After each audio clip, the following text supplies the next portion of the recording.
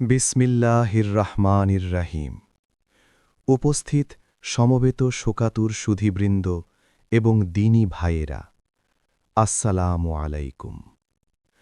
আজ আমরা অত্যন্ত ভারাক্রান্ত হৃদয়ে আমাদের প্রিয় ভাই ওসমান হাদির জানাজায় উপস্থিত হয়েছি।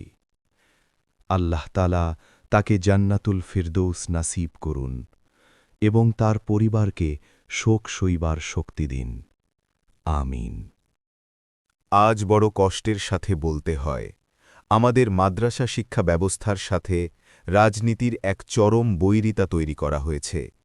যে শিক্ষার মূল ভিত্তি ছিল নৈতিকতা ও পরমত সহিষ্ণুতা, সেখানে আজ উগ্রতা ও রাজনৈতিক সংকীর্ণতা প্রবেশ করানো হয়েছে। মাদ্রাসা শিক্ষার এই কুপ্রভাব আজ আমাদের রাজনীতি ও সমাজ ব্যবস্থাকে ধ্বংসের মুখে ঠেলে দিচ্ছে। এক শ্রেণীর ধর্মীয় বক্তা যখন ধর্মের বিকৃতি ঘটান, উস্কানিমূলক কথা বলেন, তখন তাদের কোনো বিচার হয় না। অথচ সাধারণ মানুষ আজ চরম বিভাজনের শিকার। মাদ্রাসা উন্নয়নে শেখ হাসিনার অবদান ও বর্তমান অকৃতজ্ঞতা। আপনারা কি ভেবে দেখেছেন, এদেশের সাবেক প্রধানমন্ত্রী শেখ হাসিনা ইসলামের প্রসারে এবং মাদ্রাসা শিক্ষার আধুনিকায়নে কতটা অবদান রেখেছেন? সারা দেশে অসংখ্য মডেল মসজিদ এবং মাদ্রাসা ভবন তিনি তৈরি করে দিয়েছেন। কওমি মাদ্রাসার সর্বোচ্চ স্তরকে দাওরায়ে হাদিস তথা মাস্টার্সের মান দিয়েছেন। কিন্তু অত্যন্ত পরিতাপের বিষয়, আজ সেই মাদ্রাসার এক শ্রেণীর ছাত্ররা তার বিরুদ্ধে প্রকাশ্য গীবত ও জঘন্য অপপ্রচারে লিপ্ত। ইসলামের শিক্ষা কি এই যে উপকারের পরিবর্তে অপবাদ দিতে হবে? শেখ হাসিনা এদেশের মানুষের জন্যই নির্মাণ করেছেন পদ্মা সেতুর মতো বিশাল স্থাপনা, কর্ণফুলী টানেল, বঙ্গবন্ধু স্যাটেলাইট এবং ৪ লেনের চমৎকার সব রাস্তাঘাট।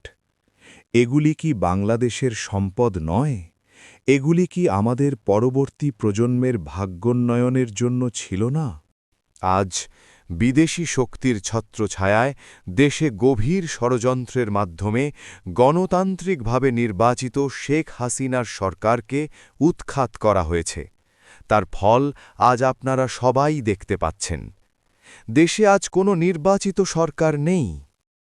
আইনশৃঙ্খলার অবনতি এমন পর্যায়ে যে ওসমান হাদি ভাইয়ের মৃত্যুকে কেন্দ্র করে নতুন করে ভাঙচুর ও অগ্নিসংযোগ হয়েছে। আমাদের সংস্কৃতির ধারক ছায়ানট ভবন ভাঙচুর করা হয়েছে। আগুন দেওয়া হয়েছে প্রথম আলো ও ডেলি স্টারের মতো প্রতিষ্ঠানে।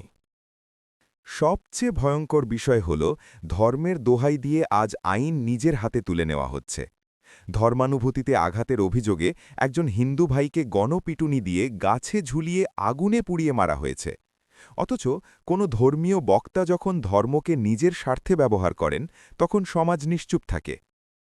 সারা দেশে আওয়ামী লীগের অসংখ্য সমর্থককে আগুনে পুড়িয়ে হত্যা করা হচ্ছে। জেলের নিরাপদ হেফাজতে থাকা অবস্থায় ১৪২ জন আওয়ামী লীগ কর্মীকে নৃশংসভাবে হত্যা করা হয়েছে। আজ এই হত্যার বিচার চাওয়ার কেউ নেই, কথা বলার কেউ নেই। দেশ আজ এক অরাজকতার চারণভূমি। দেশ যদি না থাকে, দেশের সম্পদ যদি এভাবে ধ্বংস হয়ে যায়, তবে কার জন্য এই আন্দোলন? কিসের জন্য এই সংগ্রাম? মাদ্রাসা শিক্ষার এই নেতিবাচক রাজনৈতিক প্রভাব আমাদের জন্য অশনি সংকেত। আমি উপস্থিত সবার কাছে অনুরোধ করব, আসুন আমরা আবেগ দিয়ে নয়, বিবেক দিয়ে পরিস্থিতি বিচার করি। ওসমান হাদি ভাইয়ের বিদেহী আত্মার মাগফেরাত কামনা করি এবং দেশকে এই অস্থিরতা থেকে রক্ষা করার জন্য আল্লাহর কাছে দোয়া করি। খোদা হাফেজ। জয় বাংলা, জয় বঙ্গবন্ধু।